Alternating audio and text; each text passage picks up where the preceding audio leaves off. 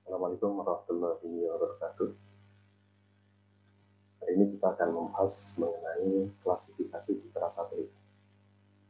Jadi kalau biasanya di dunia jauh kita melakukan interpretasi, gitu ya, interpretasi citra, kemudian kita ingin mengumpulkan data-data yang hasil interpretasi tersebut.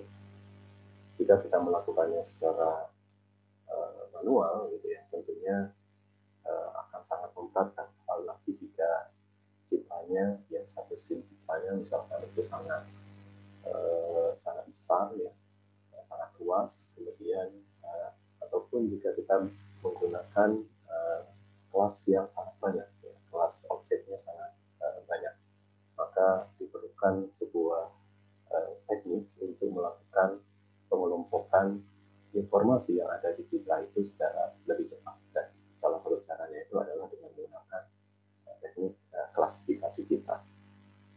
Baik, di sini kita akan bicara mengenai 3 hal. Di bawah ketika kita melakukan klasifikasi citra itu, secara definisi itu adalah bahwa kita melakukan sebuah proses yang selanjutnya akan mengelompokkan piksel citra satelit berdasarkan kesamaan fiturnya, baik itu informasi di piksel maupun informasi spasialnya. Nah, secara umum ada 2 teknik klasifikasi yang dikenal. Yang pertama itu adalah klasifikasi berbasis piksel, pixel based image analysis, dan object based image analysis, klasifikasi berbasis objek. Jadi ada 2, yang satu itu berbasis piksel, kemudian satunya itu adalah berbasis objek. Nah, khusus untuk teknik klasifikasi berbasis piksel itu dikenal dua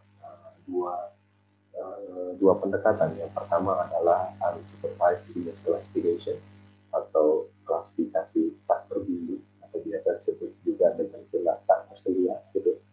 Kemudian yang kedua itu adalah supervised image classification atau klasifikasi terbimbing. Nah, baru yang ketiga itu adalah yang berikutnya itu adalah teknik berbasis objeknya. Mari kita lihat satu persatu tentang teknik yang ada dan banyak digunakan saat ini. Nah, secara umum seperti ini. Jadi kalau kita bagi menjadi 3 saja, ya, object based, kemudian pixel based, supervised, kemudian unsupervised juga, itu ini adalah salah satu data yang saya kira cukup menarik, ya, cukup menarik tentang seberapa banyak metode ini dipakai atau dipublikasikan dalam riset di seluruh dunia. Jadi kita perhatikan misalkan sejak tahun 2006 itu awal-awal itu kalau kita lihat di sini ternyata di 2006 yang banyak itu adalah supervised, gitu ya. Kemudian unsupervised itu sedikit. Kemudian berdasarkan waktu yang unsupervised ini sempat banyak sekali yang menggunakan, ya, sekitar tahun 2008, sementara supervised dan object based itu sangat sedikit. Nah, dengan pertambahan waktu kita perhatikan di sini mulai terjadi pergeseran. Jadi yang supervised ini mulai makin sedikit yang pakai, kemudian yang supervised sama object based mulai banyak. Dan tentunya ke depan itu yang object based ini juga akan semakin banyak kita temui dalam publikasi terkait dengan klasifikasi citra satelit. Nah, apa sih unsupervised image classification atau klasifikasi klasifikasi berbasis piksel yang tidak terbimbing. Jadi kalau kita perhatikan di sini bahwa setiap piksel itu nanti akan dikelompokkan berdasarkan karakter atau sifat dari reflektan piksel. Nah, ini tidak harus reflektan sebagai informasi piksel apapun itu, entah itu piksel number, radian, dan sebagainya, yang kemudian prosesnya itu akan menghasilkan klaster. Makanya ini prosesnya ini biasa disebut sebagai klasterisasi. Jadi kalau kita lihat di gambar yang kanan ini, itu ketika kita melakukan klasifikasi unsupervised, gitu ya, atau tak tersedia, itu maka software kita itu nanti akan membuat, ya, atau menghasilkan klaster-klaster objek. Jadi contohnya contohnya misalkan di sini ada 10 kelas misalkan atau 10 klaster, itu dia akan membuat klaster-klaster seperti ini. Kemudian kitalah yang nanti harus memberikan definisi gitu ya, atau memberikan keterangan kelas masing-masing kelas ini isinya apa sih gitu ya. Itu harus kita beri keterangan. Kemudian klasifikasi berdasarkan analisis klaster murni dari data multispektral tanpa menggunakan data tambahan yang dijadikan referensi atau without reference area. Jadi kita tidak atau sama sekali tidak menggunakan data referensi ketika kita melakukan klasifikasi citra taktos liar ini. Nah, untuk penggunaannya bisa kita gunakan jika tidak ada data referensi atau no sampling size. Jadi kadang ketika kita diberi data gitu ya, data citra satelit, kita sama sekali tidak tahu ya tentang kita tidak memiliki pengetahuan sama sekali tentang objek-objek yang ada di daerah itu. Maka salah satunya itu adalah kita bisa menggunakan unsupervised image classification ini. Atau jika data kita itu adalah citra resolusi rendah, maka kita bisa menggunakan metode ini untuk melakukan klasifikasi secara cepat. Dan hasilnya juga cukup akurat ketika datanya itu adalah data dari citra beresolusi rendah. Nah, ada beberapa metode klasifikasi yang bisa kita gunakan ketika kita melakukan klasifikasi tata surya ini. Itu yang paling terkenal ada dua, namanya Kami dan dua ISOData. Jadi di beberapa software baik yang komersil maupun tidak, itu kita bisa temukan dua metode ini. Kita bisa milih nanti apakah Kami atau ISOData. Kemudian bagian kedua itu adalah supervised image classification. Ya, berbeda dengan yang tadi bahwa jika yang unsupervised itu tidak memerlukan training data, gitu, maka yang supervised ini, sebagaimana namanya, dia membuatkan training data atau data-data referensi terkait objek di lapangan. Jadi setiap pixel akan dikelompokkan berdasarkan ciri reflektan atau informasi spektralnya yang dibawa oleh data referensi. Data referensi ini dikenal dengan istilah training site atau training area atau training data. Nah, syaratnya dia harus ada training areanya. Jadi kita harus kenal ya sebuah pixel itu, misalkan sawah. Kita ambil ini sawah, kemudian kita kenal yang lain, misalkan airnya mana-mana, kemudian objek lain misalkan pemukiman dan sebagainya, itu kita masukkan sebagai training data. Kemudian nanti metode ini akan mencari objek yang memiliki pixel yang memiliki kesamaan. Setelah ketemu dia akan dikenali atau dikenali sebagai objek yang sama dengan apa yang kita masukkan di training datanya. Nah, di sini yang menarik itu adalah metode klasifikasinya itu banyak sekali yang bisa kita pakai. Ada maximum likelihood, kemudian minimum distance, principal component analysis atau PCA, kemudian support vector machine, kemudian ISO cluster, kemudian Mahala notice distance, spectral angle mapper, dan sebagainya. Dan di sini yang kalau baru mulai itu bisa menggunakan yang kuning ini karena ini yang paling banyak dipakai, di maximum likelihood dan minimum distance. Nah, selanjutnya adalah yang terakhir, itu adalah object-based image analysis classification. Jadi di kita, di Indonesia, sudah mulai banyak yang menggunakan OGIA, object-based image analysis classification ini. Jadi proses klasifikasinya dikenal dengan istilah multi-resolution segmentation. Biasa dikenal kalau di Indonesia kan ya cukup disebut sebagai segmentasi. Jadi prosesnya disebut sebagai segmentasi. Ini gambar ini adalah contoh segmentasi. Jadi dia tidak hanya mempertimbangkan informasi dari pixelnya, tetapi juga informasi lain termasuk tekstur, konteks, dan geometri dari objeknya.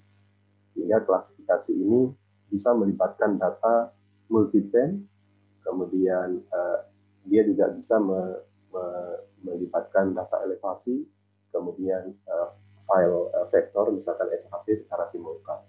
Sehingga nantinya diharapkan hasilnya akan jauh lebih akurat dibanding dengan cara-cara tradisional yang memanfaatkan hanya informasi pixel. Nah, metode yang sekarang ada ini masih relatif terbatas. Dua yang saya kira cukup terkenal bisa kita coba itu adalah multi-resolution segmentation, ini di software namanya Evofusion. kemudian segmen mean-seed itu ada di AWS. Nanti bisa kita coba beberapa metode ini.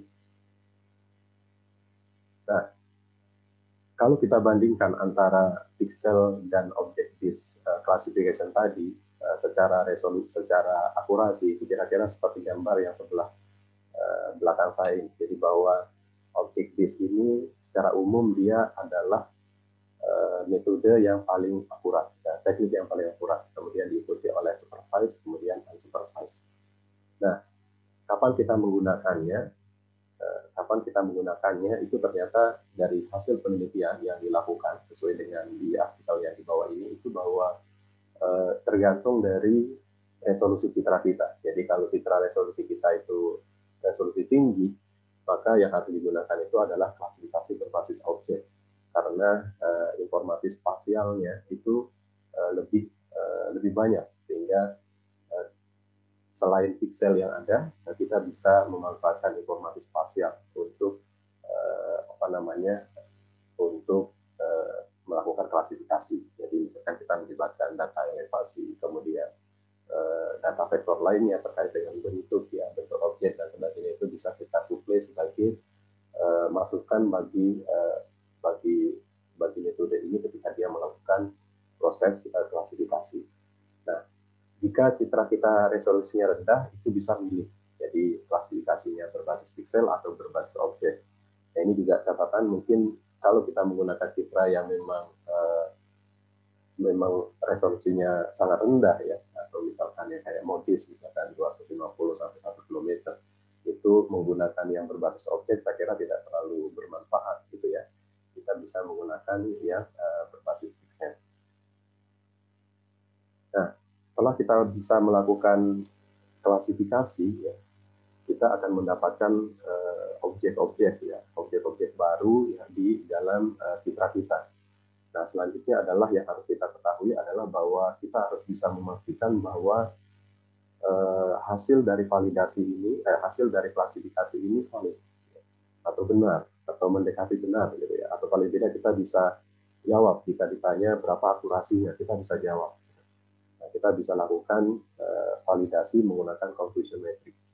Jadi confusion metric ini kalau kita perhatikan, misalkan kalau kita merujuk pada NP, misalkan kita bisa menggunakan dua cara. Yang pertama itu adalah menggunakan ground truth image. Jadi kita harus memiliki satu set data ya, satunya yang setelah kita klasifikasikan itu, kemudian satunya itu adalah set data yang benar. Itu kita bisa menggunakan ground truth image. Tapi yang paling banyak dipakai itu adalah yang kedua, ground truth region of interest. Jadi kita bisa mendefinisikan mana objek-objek yang mungkin secara visual itu sudah kita kenal. Ya.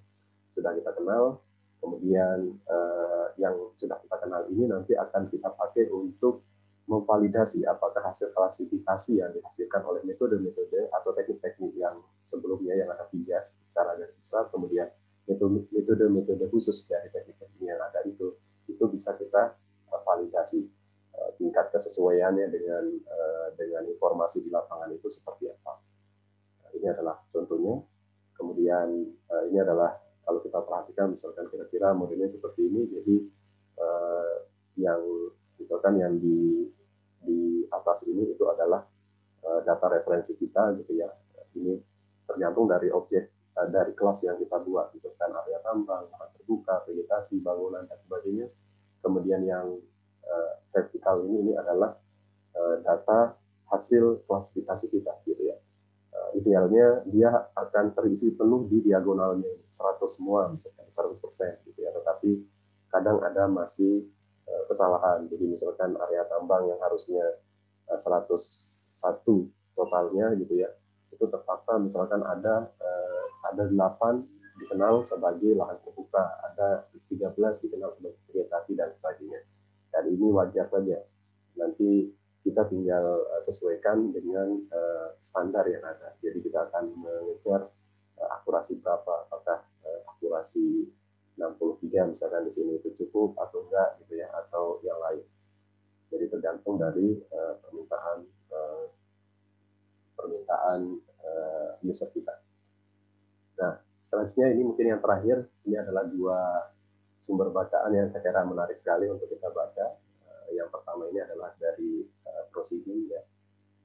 Kemudian yang kedua ini adalah artikel yang saya kira cukup bagus. Yang kedua ini membahas tentang topik based image analysis ya. Kita bisa merujuk langsung ke sumber aslinya.